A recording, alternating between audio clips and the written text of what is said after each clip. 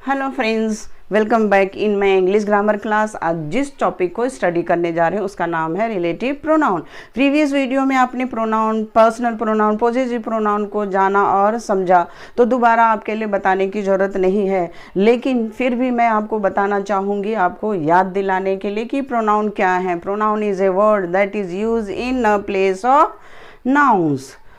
Noun क्या है? Noun is the name of person, things, places and animals. और उन्हीं नाउन्स के बदले में जो शब्द हम दो वाक्यों को जोड़ने के लिए यूज़ करने वाले हैं उसे क्या कहते हैं? Relative pronoun. अब मैं इंग्लिश के डेफिनेशन से आपको समझाती हूँ कि रिलेटिव प्रोनाउंस क्या हैं। Relative pronouns is both a pronoun and joining words. It is used to join two sentences. अब मैं इसके बाद में आपको वाक्यों को भी जोड़ के बताऊंगी कि रिलेटिव प्रोनाउंस क्या हैं, तो बहुत जल्दी समझ में आ जाएगा। और अंत तक समझ के मेरा वीडियो देखिएगा तो जल्दी समझ में आ जाएगा। तो चलिए यहाँ समझते हैं। This table shows the use of relative pronoun. जैसे आप हिंदी में बातें करते हो, जिसे, जिसको, जिन्हें, जिनको, वो सारी बातें इंग्लिश में कैसे किया जाता है और क्या है रिलेटिव प्रोनाउन, हम इंग्लिश में पढ़ने वाले हैं। और यहाँ पे आपको टेबल के द्वारा बहुत ईजी तरीके से मैंने समझाया है, तो आपको भी जल्दी समझ में आ जाएगा। और आपको रिलेटिव प्रोनाउन बिल्कुल फोकस करने की ज़रूरत है यहाँ पे, क्योंकि आप कॉम्पिटिटिव एग्ज़ाम देने वाले हो या सीनियर स्टूडेंट हैं, तो आपको रिलेटिव प्रोनाउन के बारे में जानना और समझना बहुत ज़रूरी होता है। तभी आप एग्ज़ाम में पास होंगे।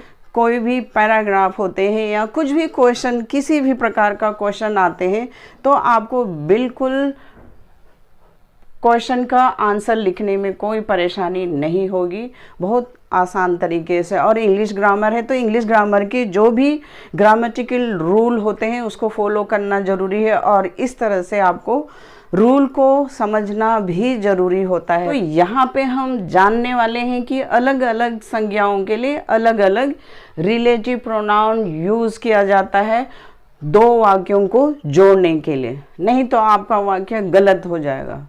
जैसे पर्सन के लिए हु एंड हुम रिलेटिव प्रोनाउन यूज़ किया जाता है वाक्यों को जोड़ने के लिए। हु का अर्थ होता है जो, हुम का अर्थ होता है जिसे या जिन्हें। नेक्स्ट है थिंग्स एंड एनिमल्स के लिए विच एंड दैट रिलेटिव प्रोनाउन का प्रयोग किया जाता है वाक्यों को जोड़ने के लिए, जिसका अर्थ होता है जो, दोनों का अर्थ होता है जो। अब यहाँ पे देखिए, हु का मतलब भी होता है जो और विच दैट का मतलब भी होता है जो, लेकिन यहाँ पे आपको पर्सन के लिए ही यूज़ करना है हु का प्रयोग। अब पर्सन एंड थिंग्स के लिए हुज रिलेटिव प्रोनाउन का यूज़ किया जाता है, जिसका अर्थ है जिसका, जिसके, जिनके, जिनका। अब टेबल से आपको बिल्कुल समझ में आ गया कि अलग अलग नाउन्स के लिए अलग अलग रिलेटिव प्रोनाउन को फिक्स किया गया है इंग्लिश ग्रामर में एंड इंग्लिश ग्रामर के रूल के अकॉर्डिंग। यहाँ पे आपको याद करना पड़ेगा, समझना होगा कि अलग अलग नाउन्स के लिए अलग अलग रिलेटिव प्रोनाउंस यूज़ किया जाता है। तो चलिए मैं वाक्यों से आपको समझाती हूँ कि रिलेटिव प्रोनाउन का यूज़ कैसे वाक्यों को जोड़ने के लिए किया जाता है। तो यहाँ पे आपका कंसेप्ट क्लियर करने वाली हूँ। यहाँ क्वेश्चन आपके लिए है, how to use the relative pronouns in sentences.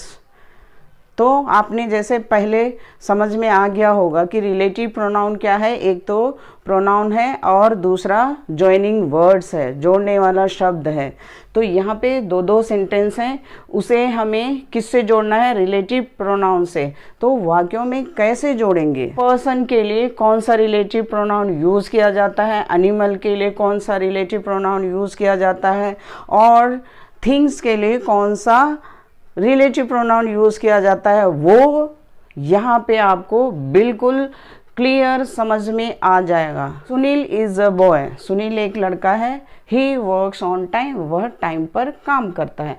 अब इसे हम जोड़ेंगे कैसे? Sunil is the boy who works on time. तो वाक्य क्या बना जोड़ने के बाद? Sunil is the boy who works on time, means Sunil ही वह लड़का है जो टाइम पर काम करता है। तो यहाँ पे हु क्या है? रिलेटिव प्रोनाउंस है। जैसे मैंने बोला कि पर्सन के लिए सुनील कौन है? पर्सन है। पर्सन के लिए हमने क्या यूज किया? हु, जिसका मतलब क्या हुआ? जो। नेक्स्ट है अ बी इज एन इंसेक्ट, मधुमक्खी एक कीड़ा है या इंसेक्ट है। इट मेक्स हनी, यह हनी बनाती है। अब इन दो वाक्यों को रिलेटिव प्रोनाउन से जोड़ेंगे। A bee is an insect that makes honey. तो सेंटेंस क्या बना? A bee is an insect that makes honey, मधुमक्खी ही एक कीड़ा है जो हनी बनाती है। अब यहाँ पे दैट किसके लिए यूज़ किया है? एनिमल्स के लिए। पिछले वाले जो टेबल में मैंने समझाया था उसे आपको बिल्कुल याद रखना पड़ेगा, तभी आप वाक्यों को जोड़ सकते हैं। जैसे दैट एनिमल्स के लिए यूज़ किया जाता है और थिंग्स के लिए भी यूज़ किया जाता है दैट। नेक्स्ट उदाहरण, this is a book I have not red, यह बुक है मैंने नहीं पढ़ा है। जैसे हिंदी में बात करें तो आप क्या बोलोगे कि यह वह बुक है जिसे मैंने नहीं पढ़ा है। अब दोनों वाक्यों को हम रिलेटिव प्रोनाउन यूज करके जोड़ेंगे।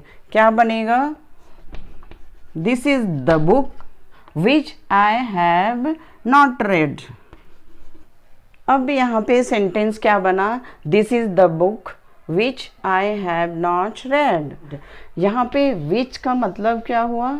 जैसे हिंदी में आप क्या बोलेंगे कि यह वही बुक है जिसे मैंने नहीं पढ़ा। विच का मतलब क्या हुआ? जिसे। नेक्स्ट उदाहरण, द बुक इज माइन, यह बुक मेरा है। इट्स कवर इज टॉर्न, इसका कवर फटा हुआ। The book whose cover is torn is mine, वह बुक जिसका कवर फट गया है वो मेरा है। तो यहाँ पे हुज, हुज का हमने प्रयोग किया। क्यों किया? क्योंकि हुज का प्रयोग पर्सन एंड थिंग्स के लिए भी यूज़ किया जाता है। अब तो चलिए मैं डिटेल से एक बार और समझाती हूँ। हु का मतलब होता है जो पर्सन के लिए यूज़ किया गया है। एंड अ बी क्या है?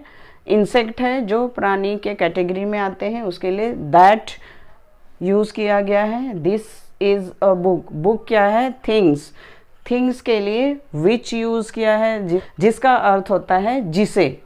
नेक्स्ट है the book is mine, the book things and person के लिए हुज यूज़ किया जाता है जिसका मतलब होता है जिसका। तो इस तरह से आपने रिलेटिव प्रोनाउन को समझ लिया कि अलग अलग नाउन्स के लिए अलग अलग रिलेटिव प्रोनाउन यूज़ किया